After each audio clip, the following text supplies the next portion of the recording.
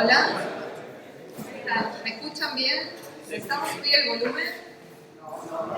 ¿No? Bueno, vamos a empezar entonces. Gracias a todos por venir. Estamos muy contentos hoy en la facultad porque tenemos una celebridad que nos visita, Ralph Johnson. Bueno, todos mis alumnos y los demás saben que el tema de que Patrones ha sido revolucionario en la Ingeniería de Software. Gracias a los patrones de diseño hoy nos comunicamos diferente, ¿sí? Tenemos otra manera de comunicar nuestras ideas, nuestros diseños, de enseñar, programación orientada a objetos y todo lo demás a lo que los patrones han llegado. Así que, bueno, los voy a dejar rápidamente con él. Al final, la charla va a ser en inglés, pero si quieren hacer preguntas en castellano, se las podemos traducir. ¿Sí? So, Ralph, thank you so much for your generosity to come to Argentina and to La Plata, to our university. We're very happy. Thanks so much. I'm happy to be here. I had never been to Argentina before. My birth certificate, or rather my passport, says I was born in Panama. But I left Panama when I was 2 months old and I never came to Central or South America again until 2 years ago. I went to Brazil, and so now I'm in Argentina. Had a very good time. I was in Tucumán for last week during the Smalltalk conference, and had a very good time there. So I'm here to talk about design patterns. The copyright on the book is 1995, but the book actually came out in October of 1994. It was at an UPSLA conference, and one of the things I learned is that booksellers like to play with the date because they want people to think that the book is a little bit newer than, at one point they were concerned about making this book look new. It's very funny now, but of course nobody had any idea at the time that the book would last as long and sell as well as it did. Now there are 4 authors. The name is now in order. It really was Eric Gama's idea.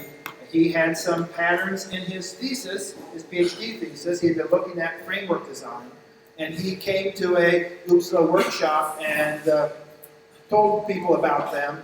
And I was one of a number of people who really liked the idea. We thought that was a great idea. I had actually been writing papers about patterns. So the other 3, first Richard was working with Eric, and then John was working with them, and I was the last one to join the project, but I had already published papers on patterns. I think they wanted somebody who was a little bit more known to join the project. Anyway, it's won lots of awards. And I don't think of it as a programming language book. It's definitely a design book. So software engineering, it fits in a little bit better. Programming language, I didn't quite understand why we got an award for that, but I was happy anyway. There have been many books that have been written based on it, or because it was written, lots of other books have been written. Now, some of them are just taking the exact same patterns and trying to recast them or explain them from a different point of view or for a different programming language. So the very first book was the Design Patterns Smalltalk Companion. These 3 people were at IBM, and they all were using Smalltalk. And the Design Patterns book is mostly in C++, but there's some Smalltalk there as well. I wrote all the Smalltalk in the book. I was a Smalltalk person. And they thought that we need a book that would really be ideal for Smalltalk people. And there have been books on Visual Basic and Ruby and you name it. There has been a book taking our patterns and showing how to use these patterns. Because although we claim that these patterns are not language specific, that they're patterns that you'll find in all different programs in all different languages, still the language changes the patterns. The languages do have a pattern, and so you can know how to do it in one language, and when you move to another language, you have to experiment a little bit to see what's the best way. Sometimes a pattern that works really well in one language doesn't seem to work nearly as well in another. And I'm going to be talking about that some. The Heads First design pattern is a Java book that's pretty recent, and one of the books that I most enjoyed reading, often when I read a pattern book for some other language, that looks reasonable, but I don't learn much from it. This is a tutorial, and they try to explain how each pattern illustrates certain design principles, and I really like that. And I wish we had done that in the book. Of course, at the time we wrote the book, we didn't realize exactly how the patterns illustrated design principles, so we couldn't have written the book that way back 22 years ago. But it's very good. There are other books that are about completely different topics. They're not about our patterns. They're about different patterns. And one of the things that our book did was encourage people to talk about concrete designs. And most of you, many of you were not alive then, but and those who were not thinking computer science thoughts back then. But the world was a different place 22 years ago, and one of the things was that people didn't talk about concrete design. But you do that for compilers and operating systems. So for certain areas that were considered academically respectable, people would talk about concrete designs. But for most areas, we didn't do that, and so the patterns have been a way for people to do that. And Eric Evans' book is more about, if you're building business systems, we always talk about having a domain model and trying to make the application, the design of the application, match the problem domain.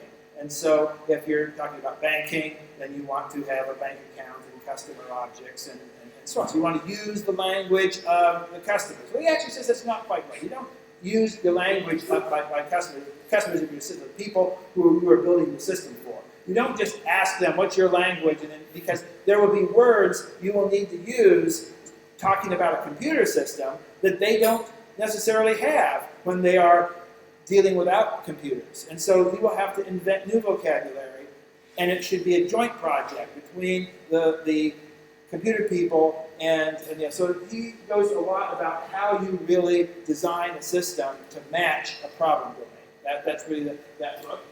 And then Martin Fowler, of course, has actually done several different pattern books, and this is one of this one is much more about object-oriented building a big system in Java or some other object-oriented language. Okay, so the book is clearly a success, and to say that it wasn't and we should have done something different is it's sort of hard to say that. But on the other hand, as time goes on, I can see more and more things wrong with the book.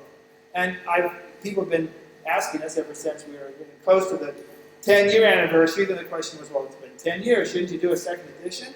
And people have been continuing to ask that question for a very, very long time, including my wife, who's sitting in the back. And so as part of motivating myself to work on that, I've been collecting things that are wrong with the book, things that we see. And so that's this. I'll be talking about a few patterns. Just I could actually do this. I think I probably have about a day's worth of material now. So I'll just do a few patterns. So why does the book give bad advice? Well, sometimes it gives bad advice because things have changed.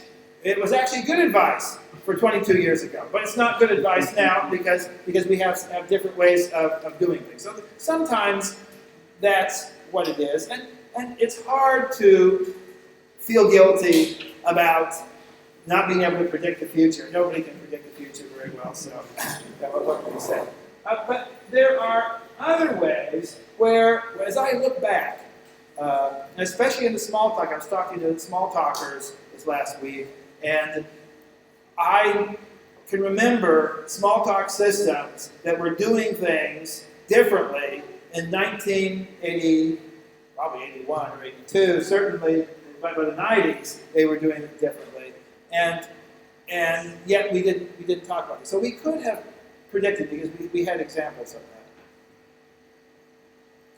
But one of the things the book has is 3 different categories. It divides up the 23 patterns into 3 categories. And people often seem to think that there's something profound about these categories. There is not.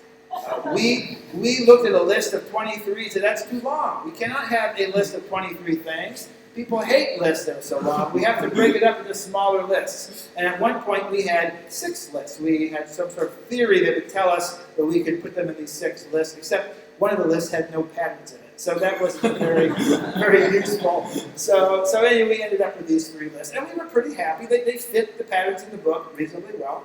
And the creational patterns are a really nice category. You can pretty much tell this pattern is going to be creational, it's not going to be creational. Structural and behavioral, not so much. There are patterns where you could argue that it's structural or behavioral, and you could argue either way. But when you're doing a book, you have to make decisions, and it worked okay for the book. Now, we had a meeting a long time ago. I don't even remember exactly how long ago it was, but we were talking about doing a 2nd edition, and one of the things was we didn't like this categorization. And we thought a more useful categorization would be to separate patterns into core and peripheral. Core being the ones you want to learn first. These are the ones you're probably going to use a lot. Versus peripheral, which a peripheral pattern might be really, really important for your system, but the odds aren't so good. Now, you don't see them all the time. They come up every now and then, and that's fine. But we couldn't say that when we wrote the book. But looking back after many years, we can tell. These are the patterns that just show up all the time, and these other patterns are less common. We also were thinking about some of the patterns, which we had a little problem with. We decided it was actually because they were compound patterns. They actually were combinations of other patterns, and if we thought of them as combinations, it helped. And the creational patterns were actually a good category.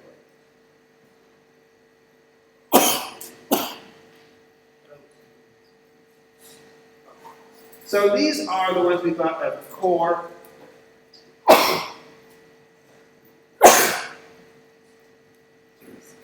I often sneeze around chalk desks. I'm not sure if there is chalk desks. Actually, I think there is chalk desks. Maybe that's what's causing it. We also decided we were missing null object. We thought null object should be a core pattern, which was like, how could we have missed that when we did the book? It's such an obvious, easy, simple pattern that you see all the time, but it never occurred to us that that was a pattern as well when we were writing the book. So that would be on this list. So I'm going to talk about composite, iterator, observer, and I think I mentioned mediator too. Okay, so the observer pattern. So in the book, every pattern starts off with a very brief description called an intent. And this is the intent for observer. To find a one-to-many dependency between objects so that when one object changes state, all its dependents are notified and updated automatically. Now, the thing about all these intents is that if you read it and you understand it, you say, oh yeah, I think I know what that is. Well, then you probably do. That you probably don't have to read the rest of the chapter because, but in fact, most people, if you're new to a pattern, you'll read it and you'll say, what is he talking about? and you have to you'll read the chapter. In fact, that's a problem. It's hard to know how much work it takes to learn a pattern because you may have seen it before. You just didn't know it was a pattern.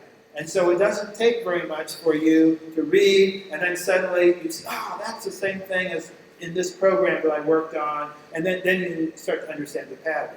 Or, if you have never seen it before, then you read all the way to the end, and you're glad that we have several examples, several code examples, because every time you read it, it makes a little bit more sense, The sad fact is, people have often talked about, in the early days, people would talk about how wonderful patterns were, how they would sort of condense wisdom, and you could read these patterns and acquire the experience of the ages. The fact is, you don't actually learn a pattern by reading a book. You learn a pattern by practicing.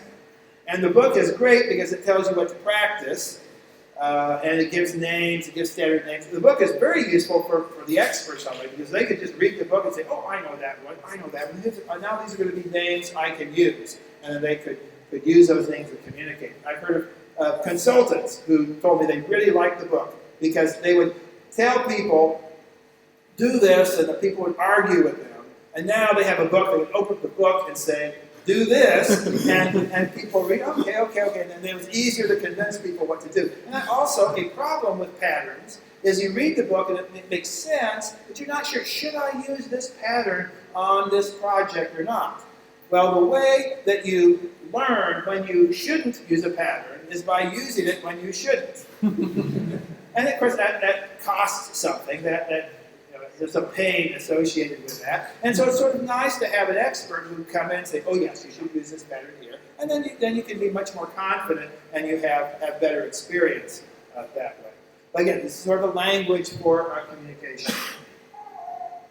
So the observer pattern, there are subjects and observers. There are two roles. And in our book, we talk about them as being classes, but they really are roles rather than classes. And that's true of a lot of the patterns. We use the terminology of classes, but often they really are roles. And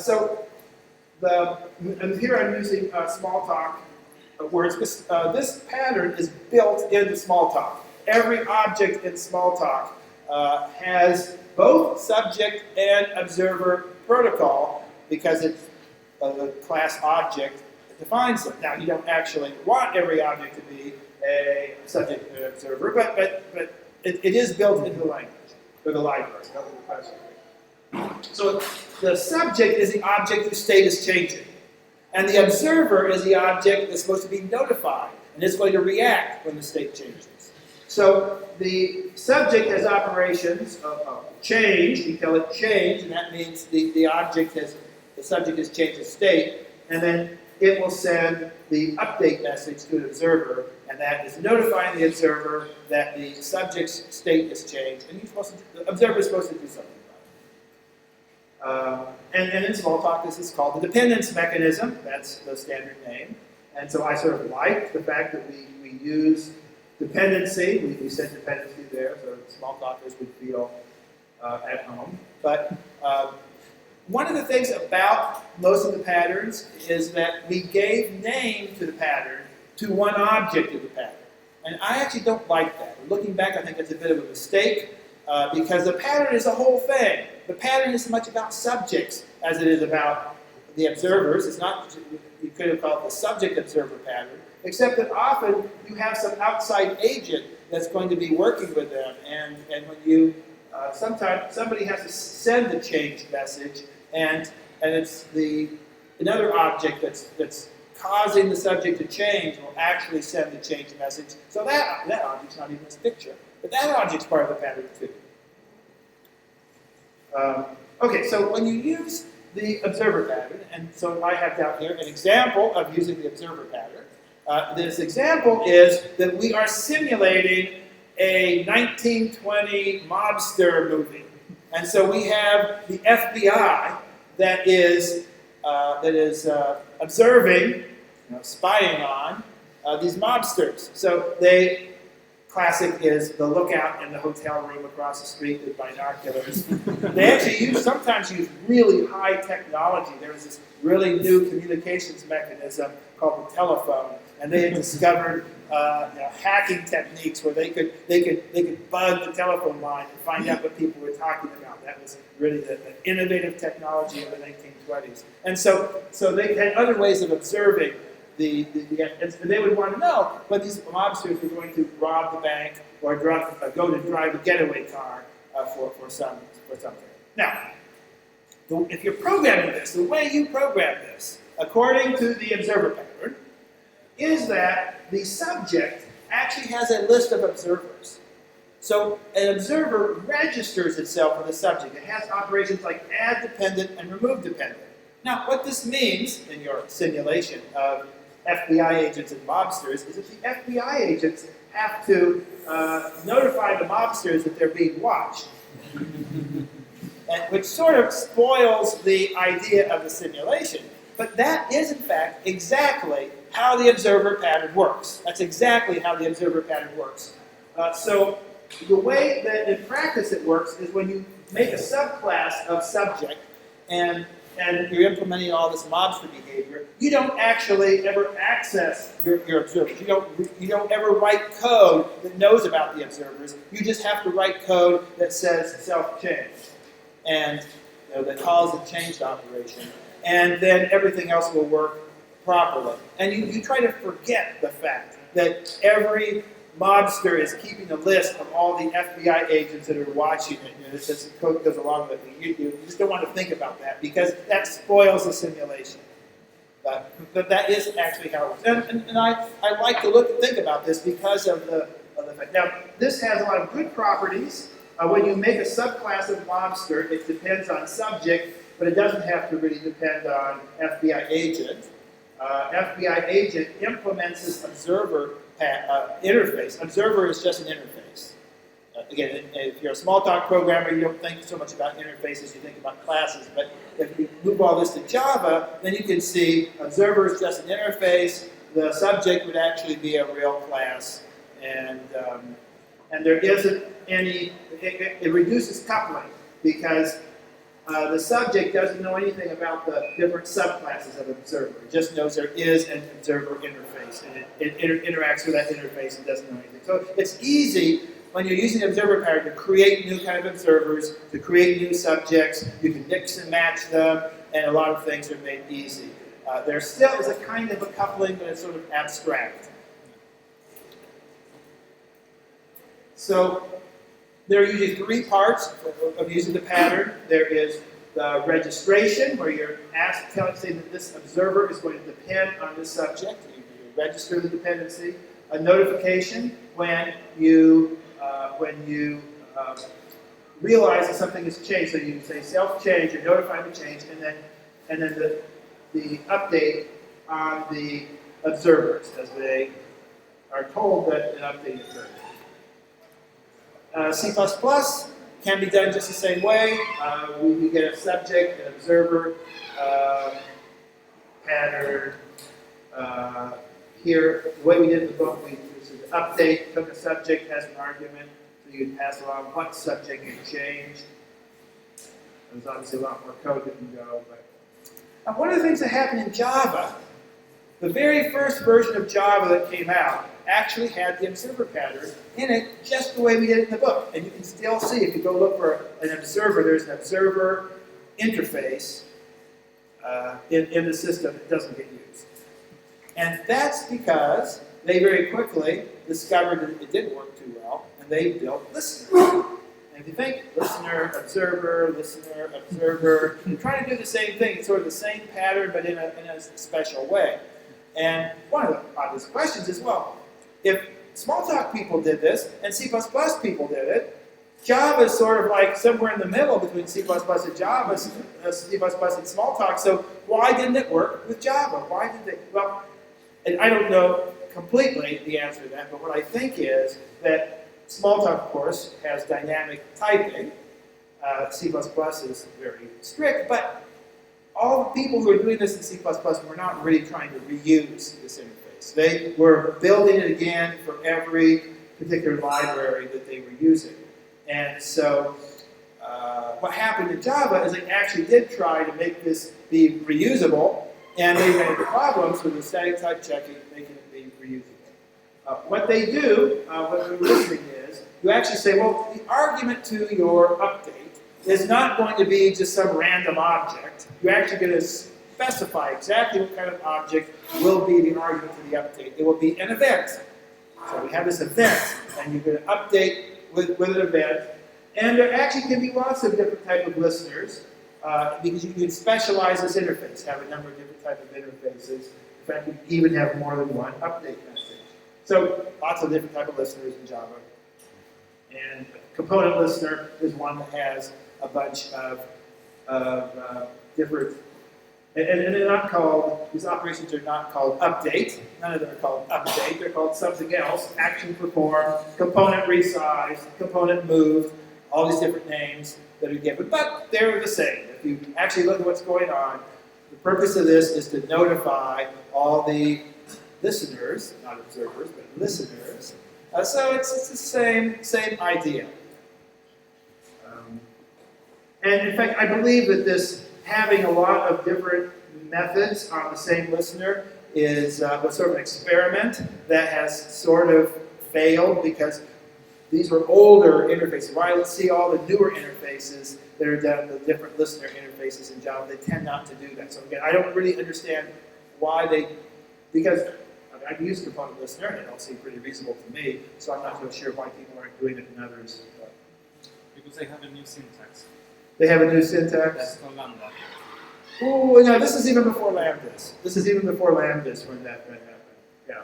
Actually, I programmed in Groovy a lot, and so Groovy has had closures and has a special way of doing listeners that is sort of nice because you don't have to make a new class when you're doing a little special listener.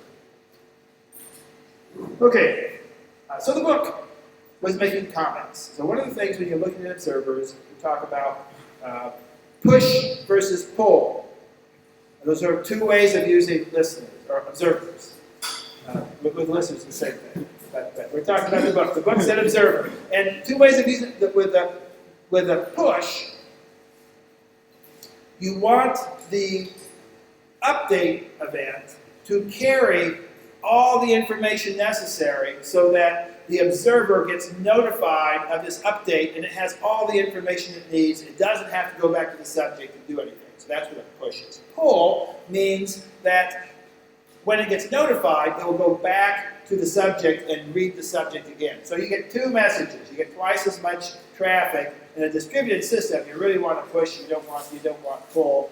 If it's all in memory, pull actually works pretty well. It doesn't make a big difference then. It's sort of two different styles.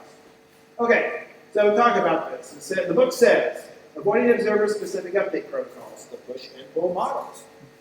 Implementations of the observer pattern often have the subject broadcast additional information about the change. The subject passes this information as an argument to update. The amount of information may vary widely. And then a little bit later it says, the pull model emphasizes the subject's ignorance of its observers. So the pull model, that means that when you're notifying your observers, you know nothing about these observers. You don't know what they want. You don't know what they want. You say, I changed, and you better figure it out. You don't know what they want. Whereas the push model assumes that subjects know something about their observers' needs. The push model might make observers less reusable because subject classes make assumptions about observer classes that might not always be true. Now, this is a secret to reading. When you see that a writer starts saying might a lot, that shows that they don't really know what they're talking about. They're sort of guessing. And so we have here, it might make observers less reusable. It's actually sort of logical. What we say here is logical. Unfortunately, it's not true. Exactly the opposite is true. The push model actually makes things much more reusable. Okay, so this is what we've learned since then. The push model can actually make observers more reusable. That's what part of what listeners give you, by having specialized observer interfaces for particular kinds of change. So we have a mouse, and how can the mouse change? And when you look at the mouse, I guess none of these are mouse listeners, but if a mouse changes with buttons going up or down or the mouse moving, and that's basically all that can happen. So if you say mouse moved, you then can ask, well, was it up or down? Button go up or down? Which button was it? Or was it a movement? And those are your choices. Those are the only ways that they can change. And when you talk about a change, component change, well, you always want to know if the component moves, you want to know where did it move from and where did it move to. But if you know where it started and where it ended, well, you know you need to know. So you actually can bundle that information up in the event, send it out, and by having the specific event, you get a push model with, so that means that in a distributed environment there's less traffic, which is important. And it also means that you can have these specialized observer interfaces. And when that happens, the result is you want to build a library of components for that. So a single interface, here are 2 or 3 or 4 or 5 components that implement that interface. And so now you can build a user interface more by composing parts. You don't have to make new classes, you can compose existing classes. So it leads to more reuse. And there's a term, some Java libraries use this term, I don't think they all use the term data binding. I use Vaadin, V-A-A-D-E-N, I believe, and it calls it data binding, this sort of idea, where you have these different interfaces. And then what you do is you say the model will be a kind of a composite model, that when you build your model, the different variables are holders, and then you make a view that looks at a variable. So by a holder, sort of an event, it's a subject. So you have your big model has little subjects in it, and you can look at just this subject or that subject or that subject and get the change. You don't assign to a variable, you set the value of this property of the subject. And just in Smalltalk, there was a commercial system called VisualWorks. And in 1994, they had been doing it this way for 2 or 3 years. I think 91 was when they came out with this whole way of doing things. So I was very familiar with it, and why we didn't talk about that in the book, I do not know. But you end up with a window like this. It's got these different, each one of these is a holder or a property, or, I mean, the system I'm using, they're called properties, and holder was what they were called in VisualWorks, which is why you use that. And then you have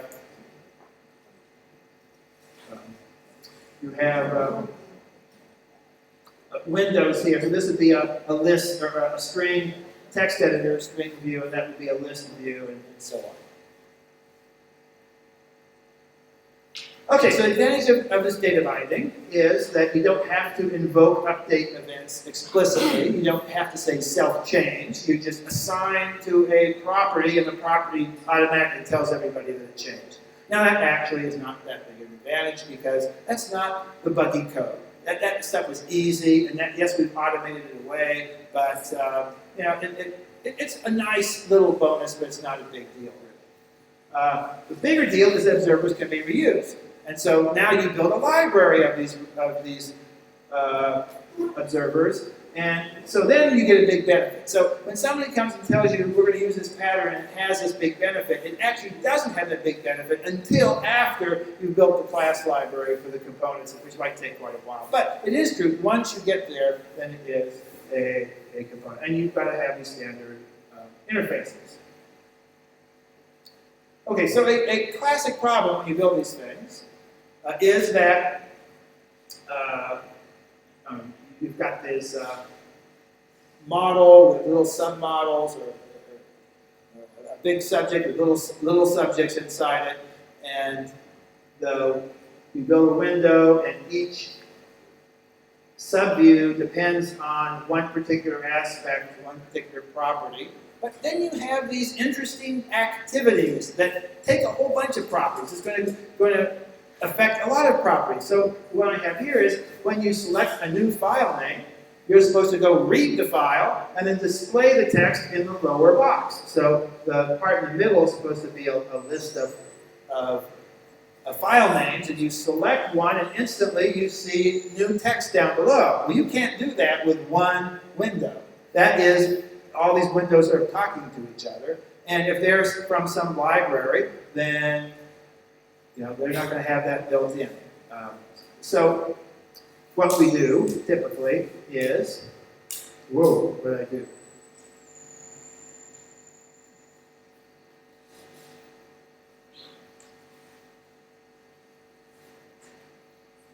Oh, that's fine. Okay. What we do is we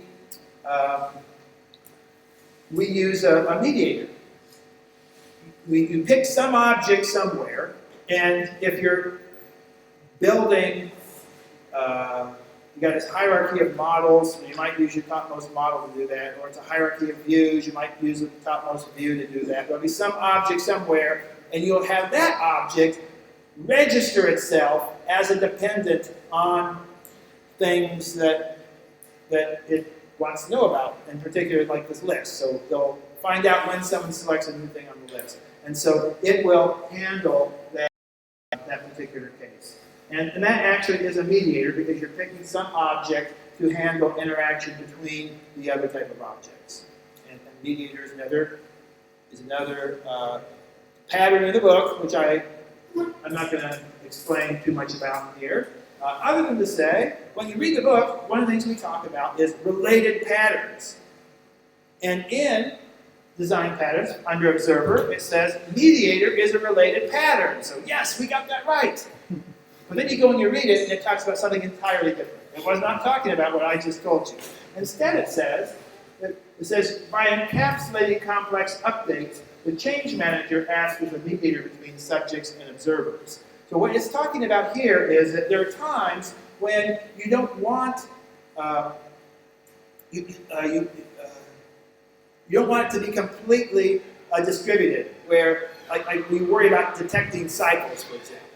That's a problem that happens with the observer, is that if you get a cycle of the observers, you get an infinite loop, and that's not good. So instead, you run all your updates through a single object. You have an object that gets told, I am updating this, and then it will trace through the graph and make sure everybody gets notified and it can catch certain errors. And we've seen several of these. A lot of people have done something like that, and that's a kind of mediator too, but it's a completely different kind of mediator.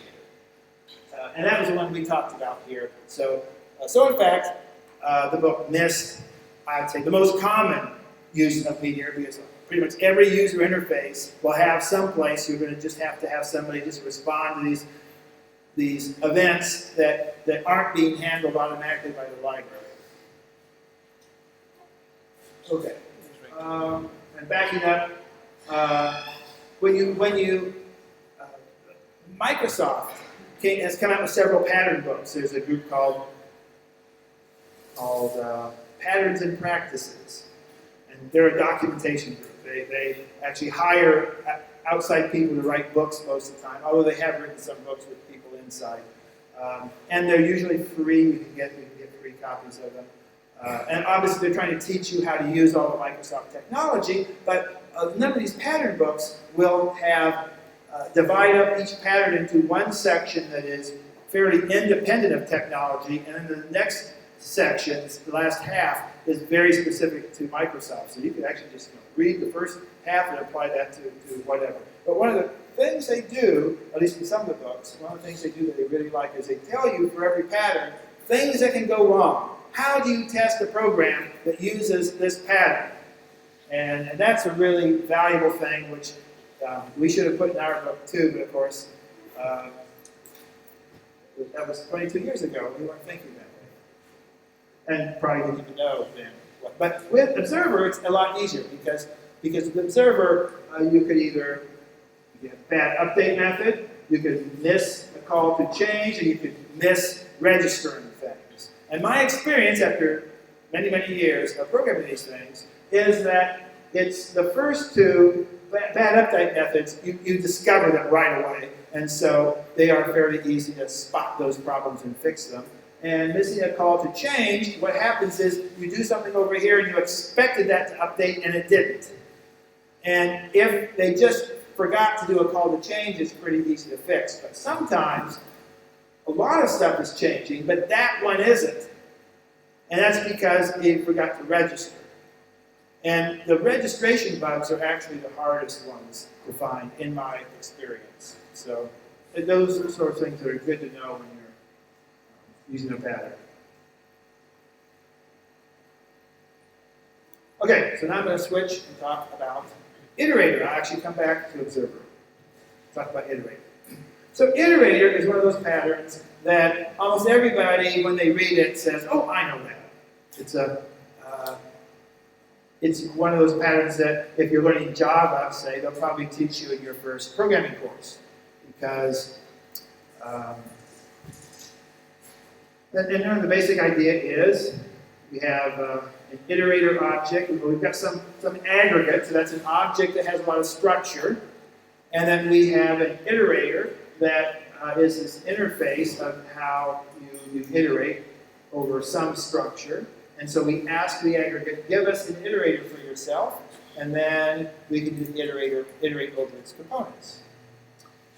And the book talks about the difference between external and internal iterators. So in Smalltalk, you learn about the collection classes, and you say do on a collection rather than getting the first and iterating by hand. And that's a kind of iteration too. That's one of the things, but that's called an internal iterator. So C++, back 20 years ago, you didn't have internal iterators. It had to be external iterators because you need closures or something like that in order to do iterators. And so we talk more about external iterators and internal iterators. I'm showing in Smalltalk, you can iterate pretty easily over, there's a string, and we're iterating over the characters in a string with a do operation. But you actually could have done that with an external iterator too. Because this is a fact. Internal iterators are handier. They are more succinct. They take less space. They're easier to reason about than external iterators, but they're also less powerful. There are things you can't do with an internal iterator. You can do with an external iterator. So here's something you can do with an internal iterator, and you probably you'd be stupid to do it with an external iterator if you could do it with an internal iterator. We make a read stream, and then we do while false on the read stream, and read the characters one at a time, and then do the same thing, checking if it's a vowel or not. But in fact, Smalltalk has other operations, not just iteration, not just do. Do is your basic iteration.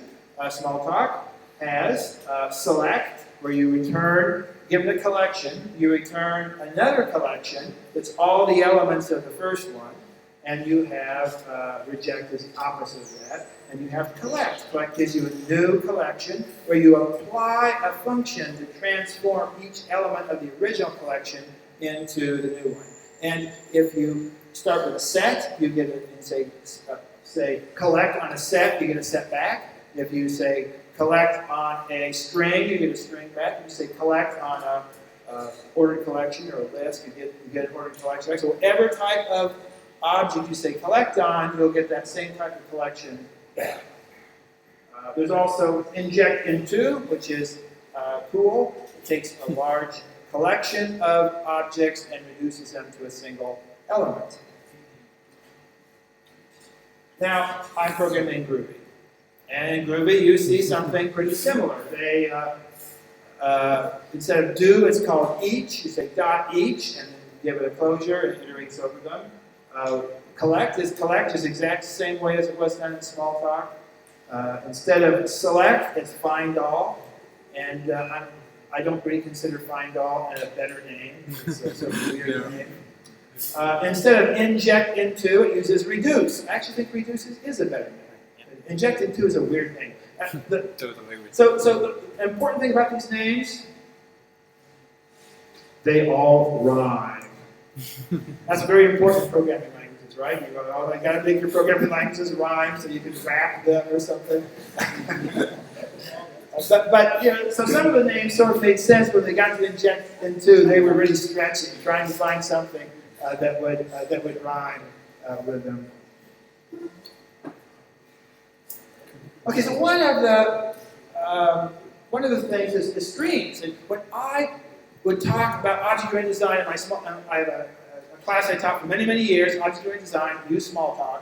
And whenever I would come to streams, I would say that streams are external iterators in Smalltalk. If you look at Java, other languages, they've got streams too, and yes, they're sort of external iterators, although usually they say, here's how to do an iterator. They don't do it quite the way you have streams, and there's actually multiple hacks on streams, the different attempts on streams in Java. But one of the things that occurred to me was that since you say do on a stream, you can say do on a stream, why can't you say collect and select on a stream?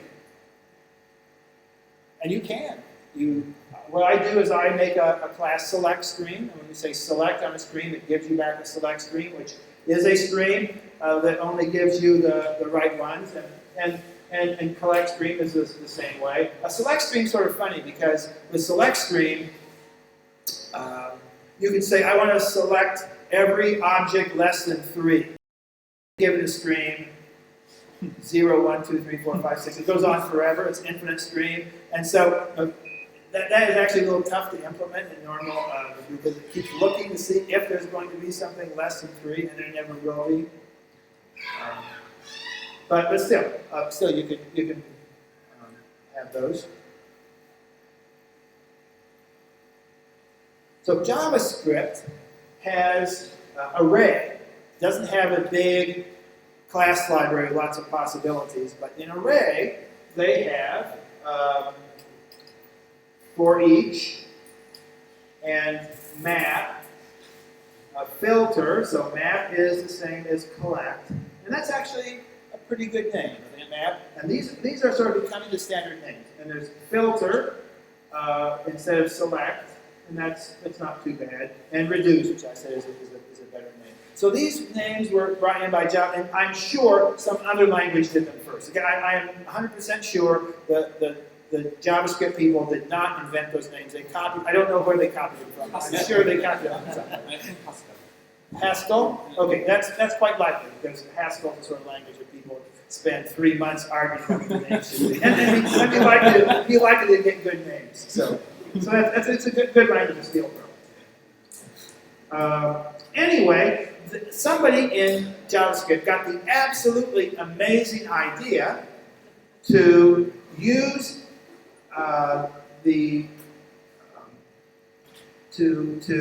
use it on streams. That's not so amazing. That's sort of logical. But then to sort of use this for reactive programming, for real-time programming, and so they have a quote as they tell you that they were actually going to apply all these functions and put them on streams. and this is a great model. Event stream has all the array functions, because in JavaScript, map, filter, and reduce are array functions, even though to me they're collection functions. But that, again, they're JavaScript people, so they would say, event stream has all the array functions because an event stream is like an array, only laid out in time instead of in memory. And that to me is brilliant. That's a brilliant way to think about it. They are laid out in time instead of being laid out in memory. It's an alternate dimension. So Java 8 has brought these into streams. And what the book does not say, even though I think I was saying it in my design class notes at the time we wrote the book, I don't actually keep my notes for every year that far back, so I'm not 100% sure, but it just seems to me that I was. Is that a stream is a kind of iterator. And something I think is very important is that it's not just the basic iterate function that's important, but you want map, filter, and reduce, and other things as well, but map, filter, and reduce are the basic ones. You want them. You actually can define them on any iterator, even if it's an external iterator, even if you don't have closures in your language. But I've done that, and it's pretty ugly, which is why people don't do it, because they... I think that actually there's a C++ library, the big collection. What was that? I don't remember the name of that library. Excuse me? STL, yeah, Standard Template Library. I think the Standard Template Library actually has these in it, but it's pretty messy. But when your language has closures, it changes things. Then you issue, of course, all the languages that we're seeing are going that direction.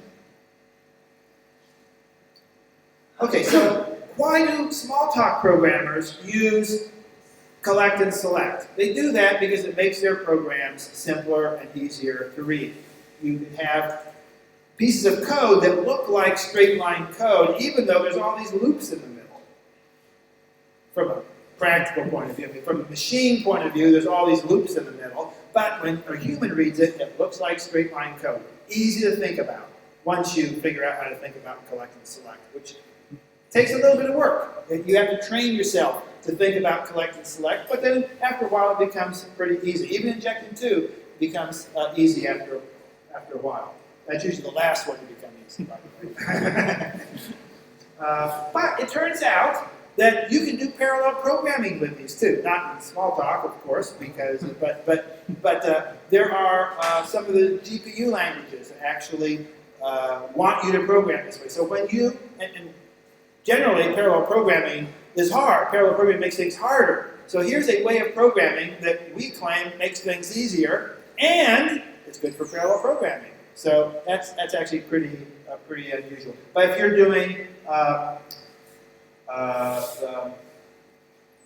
MapReduce packages, they're doing the same thing. There's lots of places this comes. So if you have an opportunity to program like this, practice it. That's how you get good at it, and it applies all over the place. And we should have said that in the book, and we didn't. We did not say that in the book. Okay, so now I want to talk about reactive programming, which is this really cool thing, which has been invented, I don't know, 5 or 6 years ago. It was not around at all. I don't feel guilty at all for not having talked about this in the book because nobody did it. But the idea is we think of a subject as an event stream. And now an observer will be a function on this event stream that transforms it into something else. And it has advantages of, actually for a lot of simple programs, it doesn't give you any advantages, that you've already gotten, but when you do things complicated, then it starts to give you advantages. So if you had to keep some state in your user interface to deal with odd conditions, that sort of thing, for synchronization gets way easier, error handling gets easier, and you get fewer race conditions. So they add a lot of operations to streams. So they take the ones I've talked about, but then they add operations like concat all, which is not that unusual. It takes a list of lists of something and then concatenates them all, so you get a single list. And take until. This is an interesting one. Take until another stream. Something like collect and select are deterministic. You run them in 2 cases in a test. You run them in a test, you always get the same answer. But take until is sort of funny because it's on a stream and it's got this other stream, which is a stop stream. No events come into stop stream. So it just runs on the first stream as fast as it can, pulling events off until suddenly an event comes in on the stop stream and then you stop. Okay, so how many things return from a take until? Who knows? It depends how long it takes before somebody does something on the stop stream. So it's absolutely non-deterministic. That's its whole point. Its whole reason for being is to be non-deterministic. So that's the people who do this. So here's a JavaScript. I've never actually written and run a JavaScript program. So if there's bugs in my JavaScript here, I'm sorry. But I was copying this from somebody anyway. So what we're doing is defining. There's a little piece of code down here that's going to use this function getElementDrags, and we're going to define the function getElementDrags up there, and then we're going to use it down here. So that's what we're doing.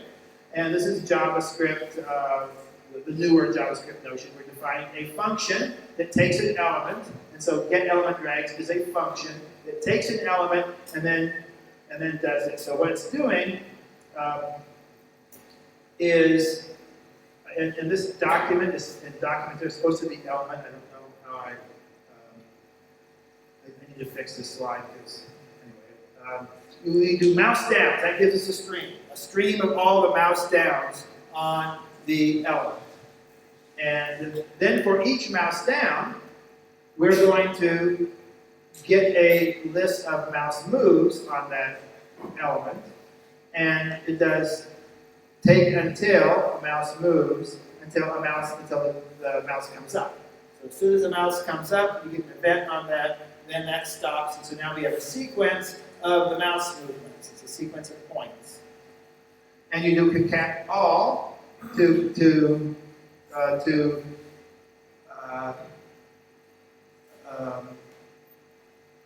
get all, so you can do mouse up and down and concat them all together. And so now we're going to get a list.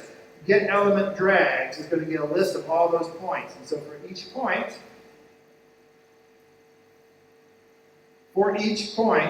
there's the point, and we set the position of the image to be that point. So it moves and follows a drag. And this is funny because it all seems very static. It all seems very static. What's actually happening is, as you click the mouse and move it around, the system is finding these points, setting the point to cause the image to get moved around on the screen. And that's what the idea is, that you don't need to have this synchronization code that's worried about, does this happen before that, and you sort of lay it out statically. Anyway, I think it's a very cool reactive extensions. It's a very cool extension to observer pattern that is become popular the last few years, and they've implemented it in a number of libraries. Netflix is big on this. I think it actually came out of the Microsoft group, but Netflix are the people who publicize it the most, and people are putting it into lots of different libraries. The libraries in different languages. Okay, so I want to just summarize. There's a lot of things about the observer pattern that could have been improved. One is, think of listener, that we pass events as arguments to the update, and that leads to multiple observer interfaces, each specialized. When you have a bunch of observers interfaces, all specialized, you do is data binding, where you assign, what you're doing is setting a property, and you actually are observing the property. You let these properties be your subjects, and you have a lot of different observers, a library of different observers to look at those properties. How a mediator gets used, which we've talked about, that classic use of mediator, and I said something about adapter, but I got rid of the slide for that. So, and then this simplifying complex observer logic by treating event streams as iterators and using collection operators like map and filter.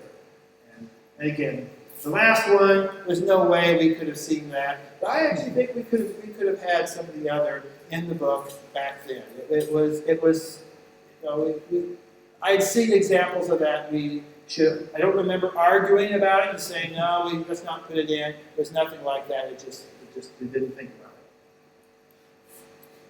it. And for iterator, we really wanted to say there's more operations on iterator, not just.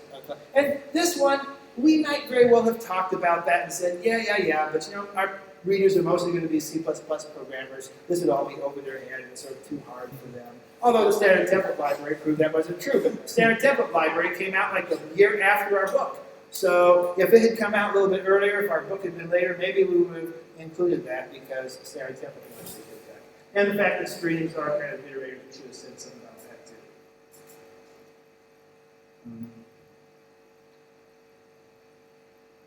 And I'm sort of running late, so I'm going to skip over that. Should I? Each time go ahead, should I go a little longer? Okay, so I'm going to talk a little bit more about the composite pattern.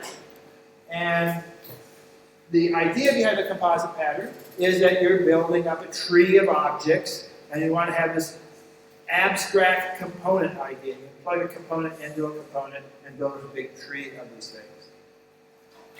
So a straightforward one alternative that's pretty common, and it's not quite in the composite pattern, is that you say, well, every component can have this possibly empty set of components. So if you have done Squeak, Morphic does it that way. Every morph can have a list of submorphs. And the first molecule controller in the original Smalltalk 80 did it that way. Every view could have a list of subviews. But they don't do that anymore because that turned out to be too easy to make mistakes. There are some of these objects that are going to be leaves of your tree, and they should never have children.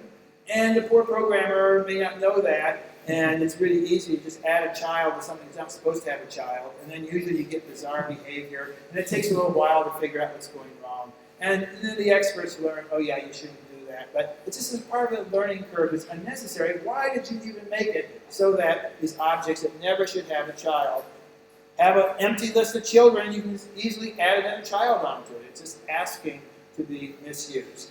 So what we do instead is we say that we have our component class has different roles. Some of the subclasses are leaves. Some of the subclasses are composites. Sometimes you have a single composite class with subclasses. Sometimes every composite is just a different subclass, different ways of doing it. It's still the same pattern. And the component class then has an interface. It sort of defines the interface. You really would like all your leaves and composites to have the same type of interface. They should all act like components. So you can use them, mix and match them so that clients don't need to care. Am I getting a leaf or am I getting a composite? Whatever they get, they can process the same way. That's what you want. But what everyone discovers when you do this is that if you really want to say that leaves can't have children, what about the add child operation? What do you do if you do an add child on a leaf? What do you do if you, so children do? You want to iterate over the children. That's actually easy. You can iterate over the children of a leaf very, very fast because they have no children. And so you just hard code that to return and do nothing. So that part you can handle. But what about add? And people scratch their heads and they try this and they try that, and it's just sort of this unsolvable problem. I actually had somebody who read our book and came back and said, oh, thank you for the book because I thought I was so stupid that I couldn't figure out a problem, figure out a solution, and what you say is there is no perfect solution. So I feel so much better about that. But what we say, look, given all that, you have to put it somewhere, and should you put add and remove in the parent, in the component class, and then you have to implement it in leaf to cause an error? Or do you put it in composite, have the interface be just a little bit different? What should you do? Those are your two choices. And there's no perfect solution. If you put it down to child, you actually do have to test sometime as to which one you're going to use. So the book says, this is an important issue, and it basically says the only way to provide transparency is to define default, is to define it in composite, and then define default add and remove operations in the component, which will give you error messages. So that's what we say. So we basically say put it up in the superclass and keep them with the same interface. Now, I argue against this because this is not how Smalltalkers do it. Smalltalkers put it down in a subclass and they ignore the superclass. The C++ programmers back in 1994 were doing it this way. And there were like 7 or 11 class libraries that we looked at, and C++ libraries are pretty much all doing it the same way. So we went that way. Now, it turned out that within a couple of years, C++ libraries started to change their minds because they added the type-safe downcasting to C++.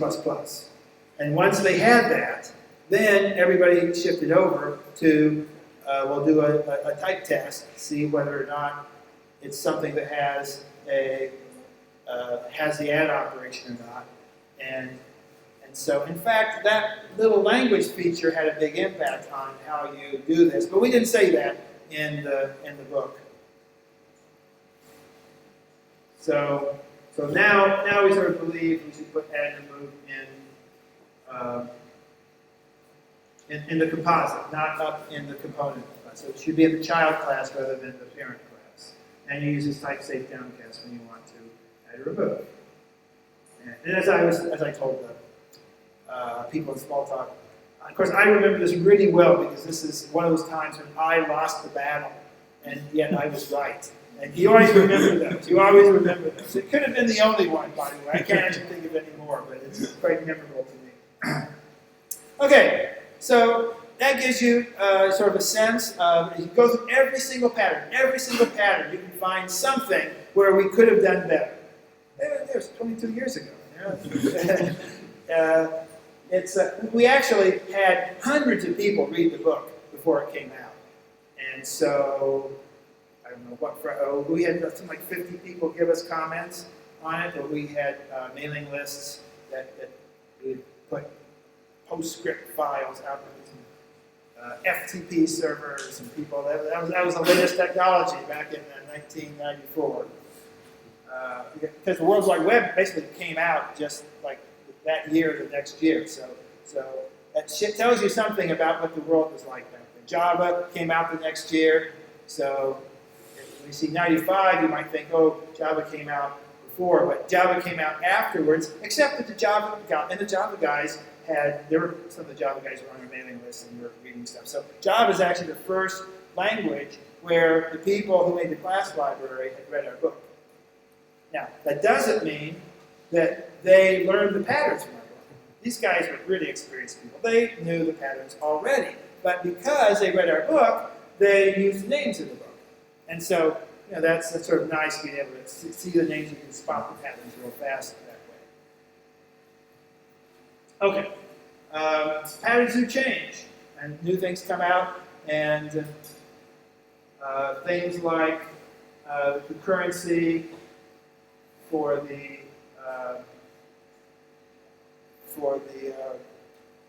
combination of iterator and an observer. And really the point about, I emphasize this thing at the bottom, the point of learning patterns is not to learn patterns. It's not that the patterns themselves are magical. They will work in some systems and not work in other systems. The point, we're trying to build systems of good design. And the patterns are ideas or things that have helped other people make good designs. So odds are good, they'll help you make a good design, but they're not guaranteed to do that. But learning them, the question is, well, why were they helpful for these other people? When you learn them, you learn principles of good design. Will carry over. And some people say, well, what's more important to learn, principles or patterns? Well, obviously, principles are more important than patterns. They're also way harder to learn than patterns. Patterns are sort of a discrete thing that you can learn, and you can copy it, and you can follow it.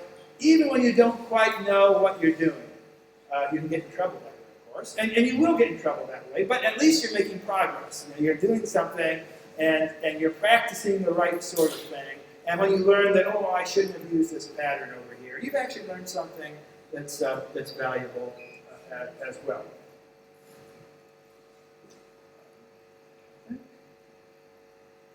So this is my email address, and I always enjoy getting email from people. So that is my talk for the day.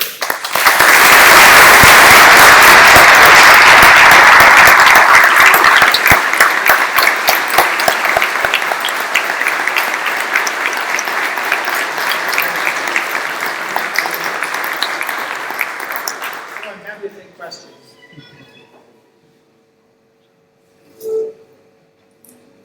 Questions? Yes. I can hear you. My question is about the NDC ideas. What do you think about the NDC? About model view controller? Yeah. The relevance it has in contemporary software development. Okay, so model view controller, I think of model view controller as there was in the original Smalltalk. And then there have been these various web frameworks, which are also called model view controller, and they're really different. For the original model view controller had observer in it, and you can't really get observer in HTML. So the web ones didn't use observer. So right away, that says to me it's a different thing. Now, the motivation of separating the graphics display part from the control, the logic part. That has the same motivation. So they're just trying to figure out how to do it using this particular technology. Now,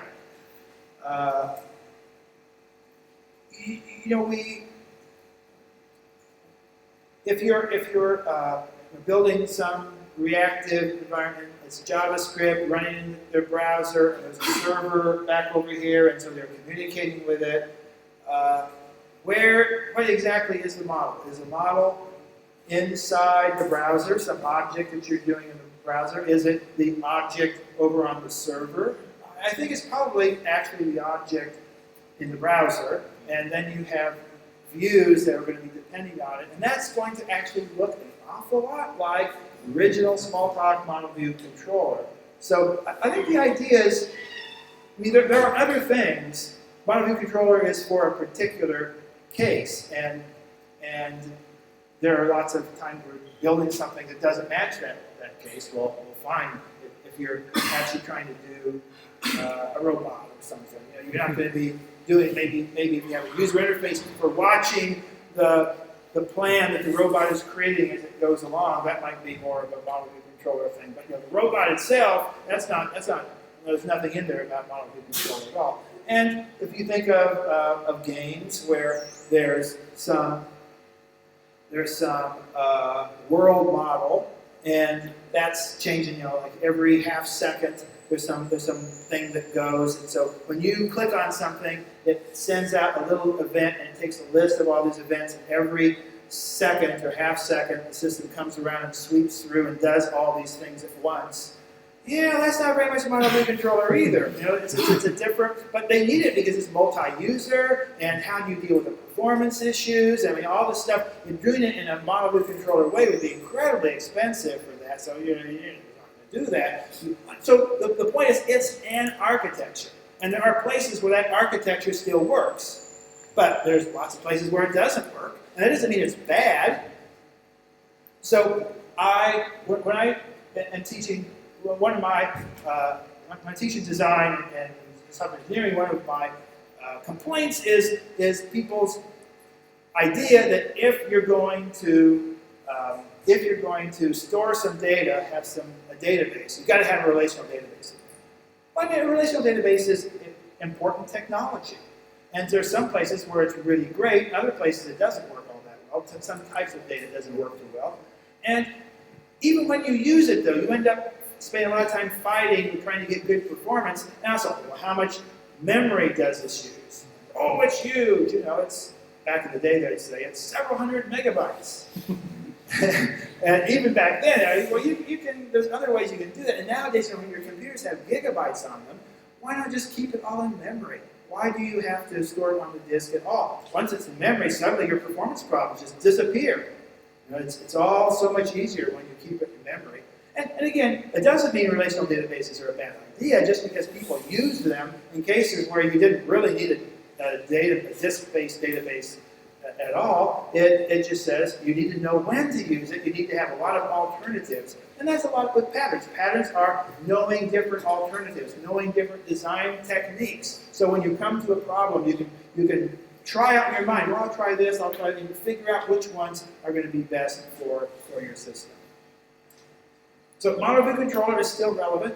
I think there's a lot of people build systems that don't need it, and some of them probably use it when they shouldn't use it.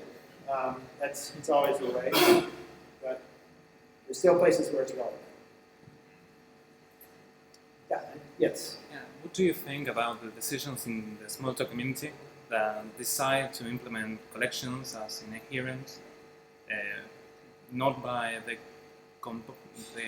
behavioral structure, but the physical structure of the collection?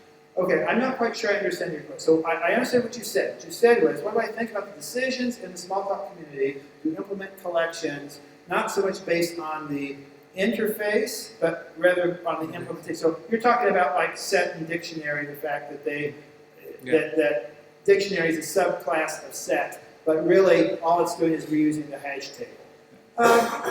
So one of the things about, there are these principles like the list substitution principle, which that violates, by the way. And people will take these principles and they will say, when you write code, you must always follow these principles. Now, I actually don't think that's true, because one of it all depends what you're trying to do. If what you're trying to do is hack out a quick solution so you can meet your demo date, or you can convince your funders to give you $1 million on next Friday, it doesn't matter anything you do to get your code out there fast is fine. And if you think of the sort of the XP life cycle, where you take a test and just do whatever to get that test to work right, copying code is a great way to get a test to work right. But then you're supposed to refactor afterwards. You're supposed to clean up afterwards. You shouldn't mistake that kind of programming for clean code, for good code. And so it's okay to do that, especially if you clean up after yourself right away. One of those things, it's hard to bake a cake without breaking eggs. It's hard to cook without making a messy kitchen, but you can clean up after yourself. And that's sort of, so what we see there is actually, we use it as the decision by the Smalltalk community, and that is actually not true. What we are looking at is a decision by somebody back in the 70s. And that because that's sort of, it's got the stuff that works, people have just sort of kept it. There have been people who have shown, well, we can do this better, and here's how we can redesign it. In the 70s, it actually made sense because they were running on computers with like 64K of memory, and you had 16-bit objects, and they had 2 to the 15th object pointers that were allowed. And having your collection be one single object rather than splitting it into a hash table object and then the set that wrapped around it, or a dictionary that wrapped around it, which is really the way it ought to be. Saving that extra object was really important because they had thousands of these collections in their system, and they would run out of objects if you did that. So when they did this originally, it was actually a very clever thing, but it's not a clever thing anymore. I don't know why they don't fix it, other than it just being conservative. That's the way we've always done it, so we just keep on doing it. But I've been sort of lecturing on this as being a suboptimal design for quite some time. Okay, it'd be a fine thing if it was what you were doing in the middle of some project and you're going to clean up after yourself. But it isn't. Everyone's been using this as a standard for 40 years. We should have fixed it by now. Yes? What do you think about strategy and state? Strategy and what? State. And state. Well, that's interesting because I'm giving that in my talk at Plop this week. I'm using those as my example. So strategy and state are interesting because when you look at the diagram in the book, they look pretty similar. When you read the intent, that little paragraph, they look completely different. And so then the question is, well, are they similar or are they not similar? Now, partly the book doesn't say, like, what's the key parts of a state, what's the key part of the strategy. So, well, it does say, for the strategy, it says you're having a family of algorithms. And so you will need to have a common interface. You have to find a common interface for all these algorithms. It's pretty typical that that interface is a single method. Not always. You can have strategies with 3 or 4 or 5 entry points. That can be done. But it's pretty common that strategy has just a single method. State does not make sense to have a single method because the whole idea is you have a set of a state machine that takes certain type of events. There will be, unless there's only one kind of event, because you have a method for every kind of event, and you'll have a subclass for every state. So, part of them is there's a different story that goes along behind them. But the fact is, the code can end up looking pretty similar. If you're coming to a system and you haven't been told whether it's a state pattern or the strategy pattern, it's not just the case that it might take you a couple minutes to figure out which it is. It might take you, you might stare at it all week and still not be sure. It's sort of halfway like a state, halfway like a strategy. And our famous case for that is in the hot draw text editor, the buttons for creating new. Anyway, there are cases where you can actually say it looks like half one, half the other. Yeah. there's a great book, sort of a linguistics book. It's a linguistics book, actually, although sort of a philosophy book. It's a great book for people who really want to get into object-oriented design. It's called Women, Fire, and Dangerous Things. And the author is George Lakoff. And he was a linguistics professor at University of Chicago when he wrote it, but I think he moved to Berkeley afterwards. Anyway, he's written a lot of different books. And the early part of his life was looking at metaphor. He was looking at metaphor and how we come up with these things. How do we decide that things are in the same category? There's apparently some island where people have different categories, and one of the categories contains women, fire, and dangerous things, which is why the title of the book came. And he looks at, like, some of it is from our body. When we get mad at somebody, we feel hot. And so every language has in it the idea that becoming mad is like fire, it's like heat, because our body teaches us that. I suppose squid, if they talked, they would have different metaphor, because they think about being mad as blackness, because the ink comes out that you're expressing. Whatever, but because we're human, we all think of anger and heat as similar. But he talks about how we say that two things are similar. And go back to Greek philosophers, we've got Aristotle versus Plato. And so Aristotle said that the way that you know that two things are similar is that you ask questions. You say, is it like this, or is it like that? You have a key, you have a set of questions you ask, and that determines if something is this or not. Whereas Plato said, no, it's because we notice that something is a chair. Because there is, up in heaven, there is this essential chair. And that chair sort of projects down into earth, and that's how we get our idea of a chair. And of course, we read this today, and we say Aristotle seems pretty reasonable, and Plato is nuts. But he says, no, Plato is right, and Aristotle is wrong, if you understand it properly. Because what actually happens is that we have an idea in our mind of what the perfect chair is, and so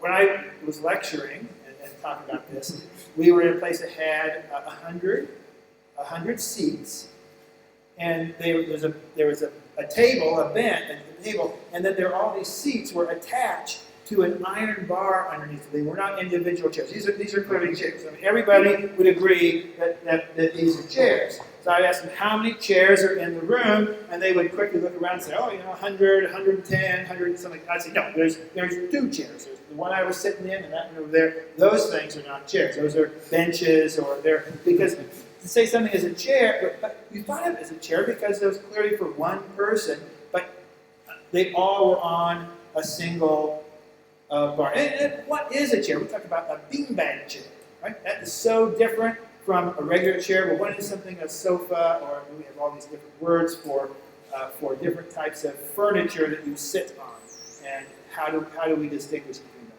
Well, and that is that we say things are simple. Patterns. Getting back to patterns now. What happens is we have this ideal of a state pattern, an ideal of a strategy pattern.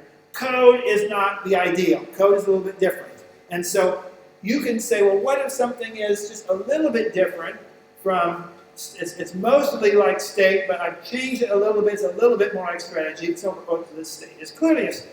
And then what if you change it a little bit more? What if you change it a little bit more? Well, finally you get to the point where you say, oh, now this is clearly strategy. But something could be right in the middle, and when it's right in the middle, you scratch your head and you say, I don't know, is it state? Is it strategy? So you say, I know what I'll do. I'll come up with a new pattern. We're going to call the thing in the middle something new. And now we've got a name for this. But the problem now is, before, this thing was clearly a strategy, but now it's sort of halfway in between the two things, right? And so we're not really any better off than we were before. But you see this every field where professors are out there giving names to things, or I mean, it's a philosophical part of categorizing things, because the world doesn't actually have these neat little boxes that stuff fits in, and the world doesn't fit into our patterns perfectly. systems are the way they are. The patterns are our attempt to describe it. And as long as we realize that, and we realize our attempts at describing are always imperfect, they're very useful. They're very useful, but they aren't a perfect description of it. So, that was probably more explanation than you wanted. Yes, back there. Well, thanks for the talk.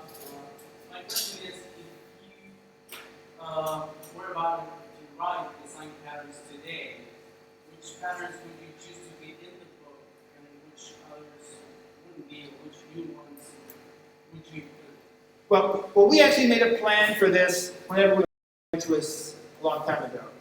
So we were actually going to put all the patterns back in. We're not going to take anything out, mostly because if you took, there'd be somebody who'd get mad for any pattern. And even if we want to say that this isn't really a fundamental pattern, you'd have to put it in the book so you can say that. But we wanted to spend more pages on the really useful patterns and less pages on the one that aren't so useful, so you can sort of adjust things like that. And we did have a number of new patterns we wanted to put in. So I mentioned null object as being one. I wanted to talk about dependency injection as a creational pattern, because it's actually changed. A lot of the patterns, the creational patterns, get used less than they used to be because people have sort of used dependency injection instead. And we wanted to value object, right? A value object is another core pattern. So I have a list someplace, but that's pretty much just be the patterns. And things there's a large number of really interesting patterns out there, but they aren't the sort of core object design. This is really about object design, so we wanted to stick to those patterns. Yes. Yes. You talk about how new libraries that were started in time changes the way we can think about that. But I think I want your opinion about how the emergence of new language constructs can modify the way patterns the way patterns are thought. So I missed the key part of that question. What do you think about the impact that new language constructs? I am thinking about the particular mixings or letters. Yeah. What the impact of that in the way we think about that? So new language constructs can have a very big impact. And it's hard to predict what they're going to be beforehand. So we can see them after the fact. So we knew when we wrote the book that having Smalltalk, having blocks in the language, and we had seen lists and the scheme with closures, and we could see that had a really big impact on languages. And we mentioned that a little bit. Getting back to state versus strategy, for example. Some people say, what do you need strategy for? Just pass in a closure. If you want to parameterize your algorithm, have the algorithm be, or you need to call the algorithm, you just call this closure, and you pass that closure in. Now, what you lose is that frequently when you have a bunch of strategies, you will have some abstract algorithm, and then there's a lot of code actually up in the superclass. And now the subclasses can just define a little bit of code to specialize it. You get your variations of your algorithms. You won't get that from doing it just with closures. But actually, they're sort of right. I mean, I've seen a lot of cases where you have your strategy hierarchy, and there's only one method that gets defined on each strategy, and it's usually just 1 or 2 lines of code. And why did we have to build a whole class hierarchy for this? Why couldn't we just pass in a closure for that? That would have made just as good a sense. So in that case, the strategies were there, the class library was there, because we didn't have closures in the language. And then it gets back to strategy versus state, because the kind of strategies you can do that way don't look at all like states, right? That's an idea we're going to eliminate state that we just pass a closure in instead doesn't really make sense. So there, that's sort of an interesting. But the fact is that having closures in the language change a lot of things. The Common Lisp people never liked our book because they said, half the stuff you do is just trivial. Like one line of code stuff. Well, yeah, program everything in Common Lisp, but that's a different language. Their whole idea of an object is sort of different. We're taking the classic approach of what an object is, where sending a message to an object, you send a message to an object. There's one special object, whereas in Common Lisp, you can specialize, have methods based on the types of all your arguments. So multi-methods, they call them. And there's a lot of different things that are different. If the language gets different enough, your patterns are going to shift a lot. And what's interesting is that the patterns that we came up with actually fit a range of languages. Now, I've done programming in assembly language. Can't remember using a single one of these design patterns in assembly language. In Fortran, now the latest version of Fortran actually has objects in it, so you could actually do it. But you're programming these different languages, you don't use those patterns. You use different patterns. And so you change the language enough. And what's interesting though is going to something like to Java, where you say, well, Java is hardly any different at all. Java is, like I said, sort of halfway in between. And even there, you can get differences in how we use the patterns. So it's not hard to predict that. Yes? Which pattern follow a group in C model? So which patterns? I couldn't hear the rest of it. Which pattern follow a group in C model? So which patterns were used for the MVC model, is that what you're saying?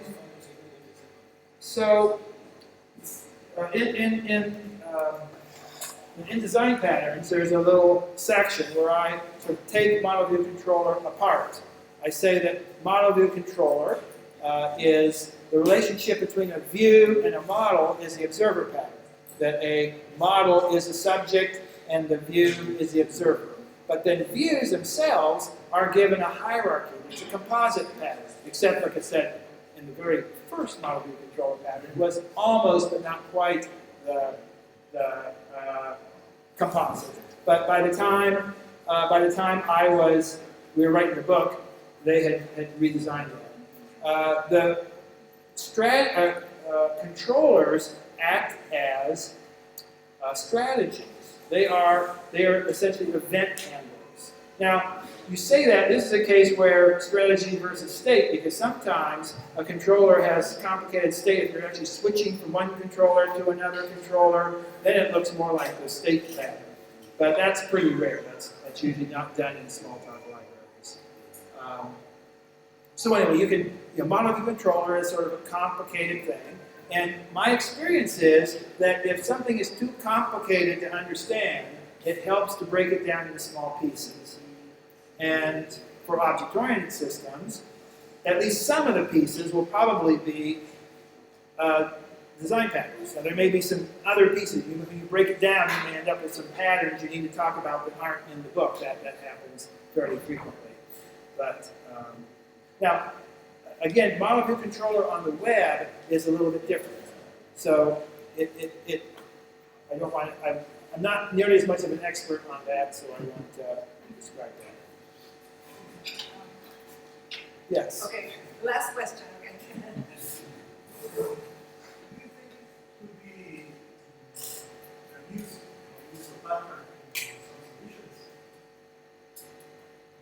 It's abused. So our patterns which patterns are abused the most? Or are you saying, of course patterns can be abused. Everything can be abused. Now you can poison yourself by drinking too much water. So everything can be abused. So to say, well, this is abused, so it must be bad. No, everything is abused. That doesn't mean everything. So that's not really an argument. You need to, from a point of view of an author, when we see a lot of people abusing something, then that says that we should have written some warnings. Okay, so for example, the singleton pattern gets abused a lot, and we should have had more warnings. I actually rewrote that pattern some years ago to to put a lot more warnings in so you can see when it should be used and when it shouldn't be used. But just because something gets abused by somebody doesn't mean it's a bad pattern, but it often does mean that the way we wrote about it did not include the warnings that it should have had. Well, thank you so much.